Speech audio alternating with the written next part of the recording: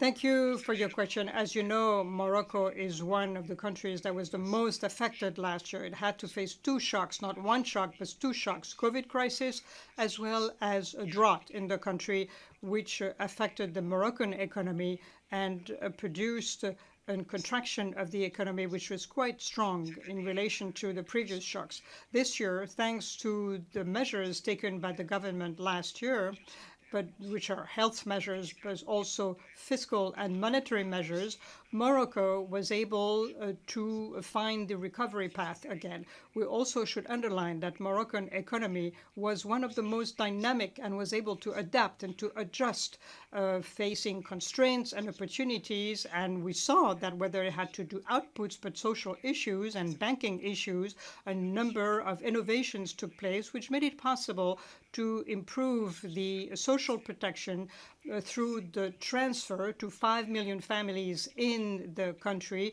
through banking applications to transferring of the budget support to the population. Here we also have to underline that Morocco is one of the most advanced countries for vaccination. It is the African country which is the most advanced, and I think in the MENA region, if you exclude oil-producing countries from the Gulf, Morocco is one of the most advanced countries when it comes to vaccination. Most of these measures, of these actions, made it possible to Morocco to strengthen its growth for this year, but also to put itself on a better path to for the future in order to find recovery and to improve growth and construct an economy which would be more integrated and more just. Parallelly, Morocco also took into account two lessons from this crisis. The first lesson is the significance of the social aspect of the crisis, and this is the reason why a significant program has been launched by the government in order to increase social protection, and developed as well a number of mechanisms to protect the most vulnerable. At the same time, the management of monetary policy and change policy by the central bank made it possible as well to strengthen this stability.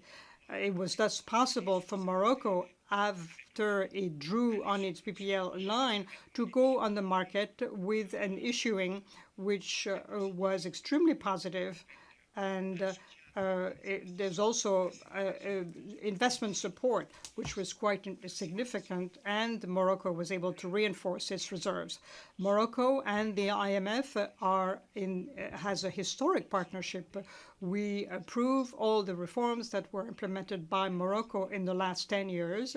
We continue to work hand in hand with Morocco. At the same time, on the issues having to do with reforms under the framework of programs, for example, but also with technical assistance.